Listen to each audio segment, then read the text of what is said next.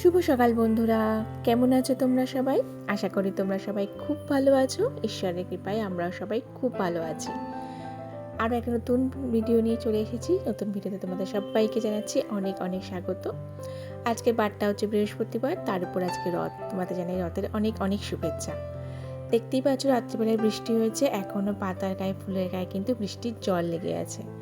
তো চলো, সকালে সমস্ত বাসি কাজকর্ম সেরে স্নান টান করে চলে এসেছি রান্নাঘরে। রান্না বসাবো বলে রান্না অলরেডি বসিয়ে দিয়েছি।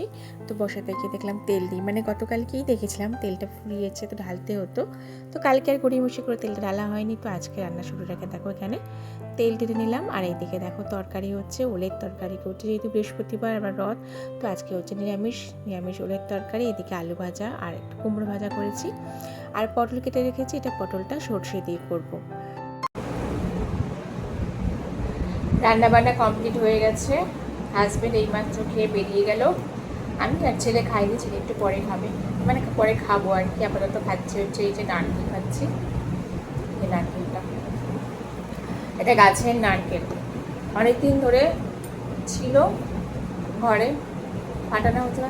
হাজব্যান্ডকে বললাম, ফাটিয়ে দিয়ে গেল। এই যে এইটা, এখন বসে একটু নারকেল খাচ্ছি। খুব মিষ্টি নারকেলটা, ভীষণ মিষ্টি আর নরম। সন্ধ্যাবেলায় আজকে একটু কুমড়োর তরকারি করব। রাতে রুটি বা পরোটা দিয়ে খাওয়ার জন্য। রুটি করব না হয়তো, আজকে যদি রথ আছে রুটিটা করবো না, হয়তো পরোটা করব। পরোটার সাথে খাওয়ার জন্যে একটু কুমড়োর তরকারি করবো। ছোলা ভিজিয়েছি, ছোলা আর নারকেল দিয়ে করবো, সেই কারণে বললাম নারকেলটা ফাটাতে। তো চলো, ভাবলাম একটু আগে ফাটিয়ে দিলে পটল করলাম, নারকেল পটল করতে পারতাম। তো নারকেল পটলটা হলো না, তো ওইটা দিয়ে করবো। আপাতত খাচ্ছি। যে পিছন দিকটা ছাড়িয়ে নিলাম, পিছন দিকটা ছাড়িয়ে নিলে খেতে ভালো লাগে, নাহলে এইগুলো না মুখে আটকায়, আর এগুলো হজম হতেও না অসুবিধা হয়। এই যে কালো কালোগুলো, এই যে, তারপরে এগুলো ছাড়িয়ে ছাড়িয়ে একটু খাচ্ছি। তুলে দিয়ে গেল হাজব্যান্ড, আমি এখন ছাড়িয়ে এগুলো খাচ্ছি। একটু পরে ভাত খাবো। চলো, এখন কটা বাজে? এখন 1টা বাজে। আজকে একটু তাড়াতাড়ি বেরিয়ে গেল হাজব্যান্ড, ওই জন্য আর একসাথে খেতে বসিনি, আমরা একটু পরে খেতে বসবো। টিপটিপ করে বৃষ্টি পড়ছে, জামা কাপড় তুলতে এলাম ছাদে, আর ছেলে এই যে খেলা করছে। অনেক দিন নাকি ও স্কুটি চালায়নি, তার জন্য স্কুটি চালাতে এসছে।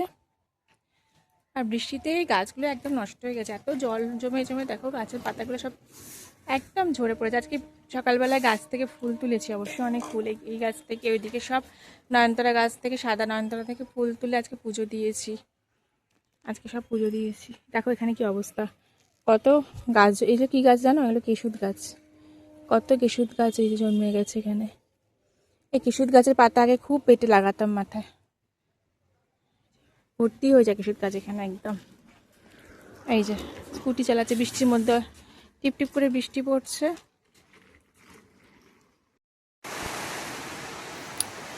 আর এইদিকে দেখো কীরকম তুমুল জোরে বৃষ্টি চলে এসছে, টিপটিপ করে পড়ছে। তারপরে দেখো একটা মুষলধারে বৃষ্টি নেমেছে।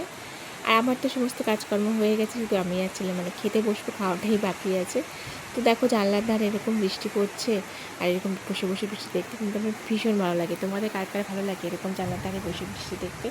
আমার তো ভীষণ ভালো লাগে, বসে বসে দেখছি আর এখানে দেখো বৃষ্টিটা এনজয় করছি।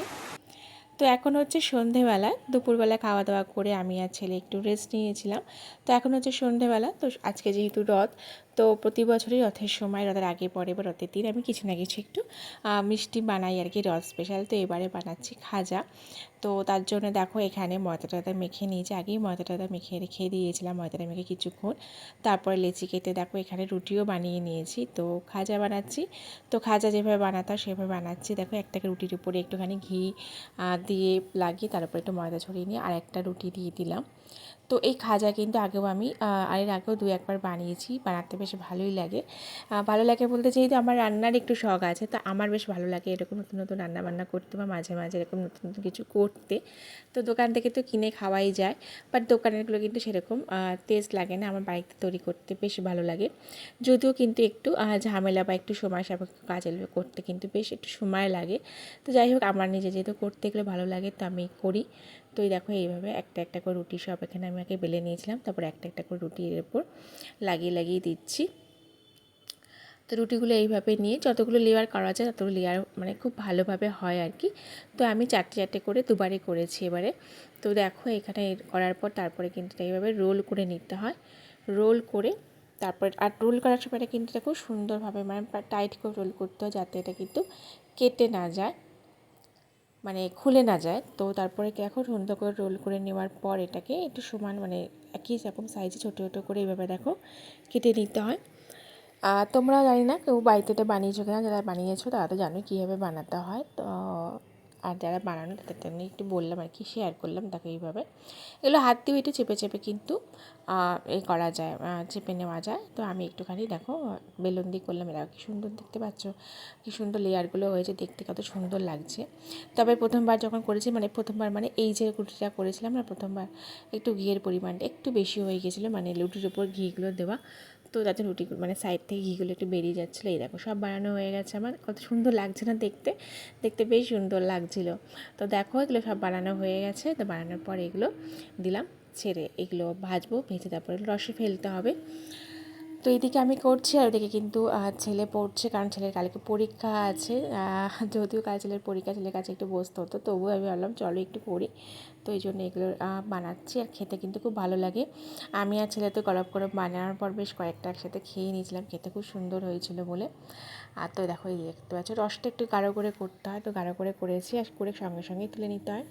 তো চলো আজকের ভিডিওটা খুবই ছোট হলো, এখানে আজকে ভিডিওটা শেষ করছি। তোমাদের কেমন লাগলো আমার এই খাজা বানানো অবশ্যই কিন্তু কমেন্ট করে জানাবে। ভালো লাগলে অবশ্যই লাইক করবে, আর যদি সাবস্ক্রাইব না করে থাকো সাবস্ক্রাইব করে নিয়ে পাশে থাকবে।